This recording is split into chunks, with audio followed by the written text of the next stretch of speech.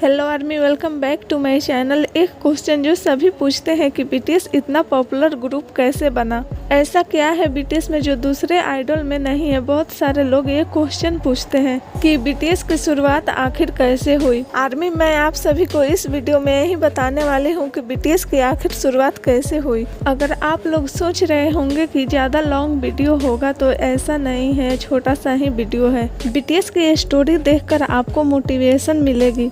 Army, तो शुरू करते हैं इस वीडियो को।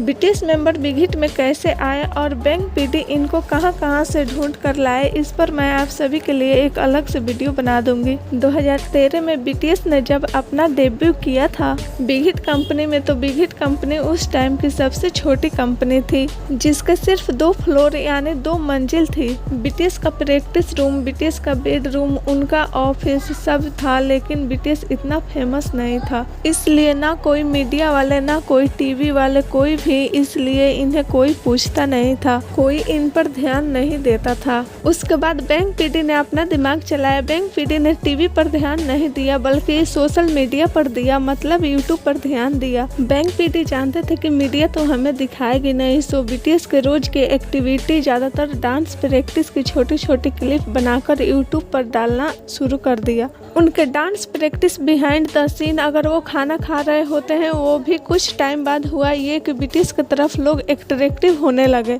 बिकॉज आज तक जो भी ग्रुप है वो अपना dance practice behind the scene और अपना खाना यूट्यूब पर नहीं दिखाए थे। एक्चुअली बीटीएस ने ये पहली बार दिखाया था, तो वो लोगों को काफी अच्छा लगा। इससे प्रॉफिट ये हुआ कि जो विदेशी लोग थे, ज्यादातर अमेरिका के लोग, उनका ध्यान बीटीएस की तरफ ज्यादा जाने लगा। 2014 में बीटीएस का boy in love song release हुआ, जो साउथ कोरिया में बहुत ज़्यादा फेमस हुआ।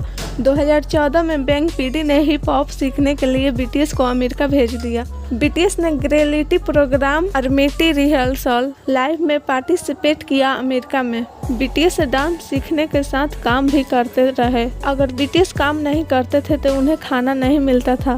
बीटीएस ने अमेरिका में बहुत सारे काम किए, जैसे बोट साफ करना, होटल में काम करना। यह देखकर जिनके लिए बहुत बुरा लग रहा था आर्मी, बिकॉज वो अमीर फैमिली से थे, उनके घर में काफ़ी सारे सर्वेंट्स थे, लेकिन यहाँ उन्हें दूसरों की गंदगी को साफ करना पड़ता था। बीटीएस का बिहेवियर इतना पोलाइट और अच्छा था कि वहाँ के लोग भी उनसे खुश थे, इसलिए लोग उन्हें और ज़्यादा पसंद करने लगे। 2015 में बीटीएस का I need you song release हुआ। शायद आप लोगों ने इस सॉन्ग को सुना है। इस सॉन्ग के लिए बीटीएस को SBSMTV का अवार्ड मिला। ये बीटीएस का फर्स्ट अवार्ड था।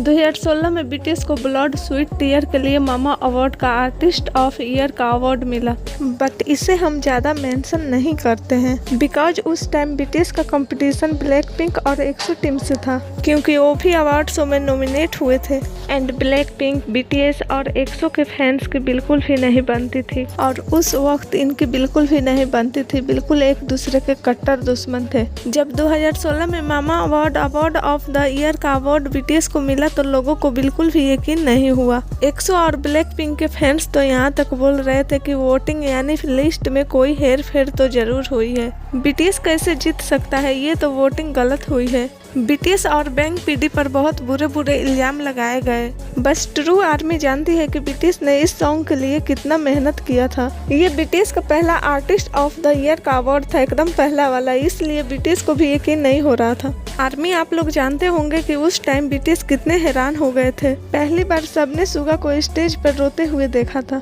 लेकिन उस टाइम बीटीएस को भी अवार्ड मिलने लगे थे, इसलिए वो भी फेमस हो रहे थे। जो टीवी शोज वाले पहले बीटीएस पर ध्यान नहीं दे रहे थे, वो भी देने लगे थे। बीटीएस को भी अपने प्रोग्राम में बुला रहे थे टीवी शोज वाले, बट टीवी प्रोग्राम वाले आर्टिस्ट की बिल्कुल भी कदर नहीं करते थे। आर्टिस्ट से अजीब अजीब गेम खिलवाते थे, आर्टिस्ट उस गेम को खेल भी नहीं पाते थे। इतना अजीब डांस करने को बोलते थे कि आर्टिस्ट उस डांस को कर ही नहीं पाते थे। इसकी वजह से बैंग पीडी ने वैरायटी शो बनाने का सोचा, मतलब बीटीएस का वैरायटी शो बनाने का। अगस्त 2015 में बीटीएस गयो शो की शुरुआत हुई। इसमें बीटीएस अलग अलग गेम खेलते थे और खुद से पनिशमेंट डिसाइड करते थे। 2019 में बीटीएस गयो शो को रन बीटीएस का नाम दे दिया गया। तभी से इस शो को रन बीटीएस के नाम से सभी लोग जानते हैं। ये शो लोगों को बहुत ज्यादा पसंद आया।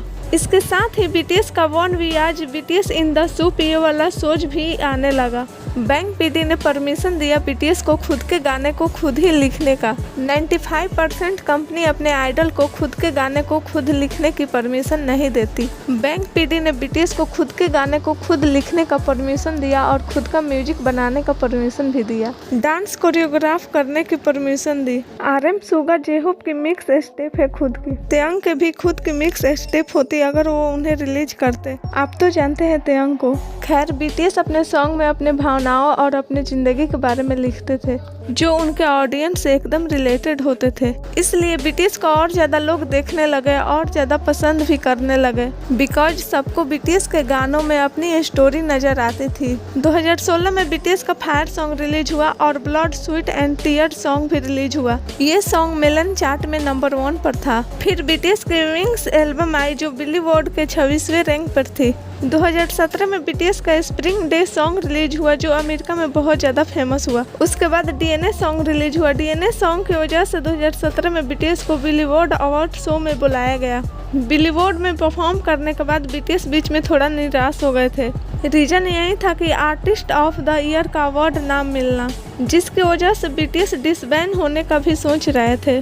लेकिन फिर बीटीएस ने आइडल सॉन्ग लिखा 2018 में जो उस टाइम का सबसे हिट सॉन्ग था और इस आइडल सॉन्ग के लिए बीटीएस को मिला मामा आर्टिस्ट ऑफ द ईयर का अवार्ड। यहाँ से शुरू हुई बीटीएस की असली जीत वाली जर्नी। तब से लेकर अब तक बीटीएस को ही आर्टिस्ट ऑफ द ईयर का अवार्ड मिलता आ रहा है। 2019 में बीटीएस का बॉय विथ लव सॉन्ग आया। इस सॉन्ग को 24 घंटों में सबसे ज्यादा बार देखा गया। इस सॉन्ग को artist of the year, best dance of the year, performance of the year का अवार्ड मिला। टोटल 9 अवार्ड मिले थे बीटीएस को इस सॉन्ग के लिए मामा के तरफ से। 2019 में मामा अवार्ड शो में 3 घंटे का परफॉर्मेंस था जिसमें से 1.5 घंटे सिर्फ बीटीएस का ही परफॉर्मेंस था। वो भी इतना अच्छा था कि ऑडियंस को पता ही नहीं चल रहा था कि ये अवार्ड शो है या कोई कंसर्ट। उसके बाद बीटीएस का ऑन सॉन्ग रिलीज हुआ, डायनामाइट सॉन्ग रिलीज हुआ, बटर सॉन्ग रिलीज हुआ, लाइफ गोज ऑन रिलीज हुआ, फिल्म आउट सॉन्ग रिलीज हुआ, परमिशन टू डांस ये सॉन्ग रिलीज हुआ। एक के बाद एक मस्त मस्त बीटीएस के सॉन्ग आते रहे। 2020 के बाद बीटीएस का स्टोरी तो सबको पता ही है। 2021 में बटर सॉन्ग रिलीज हुआ।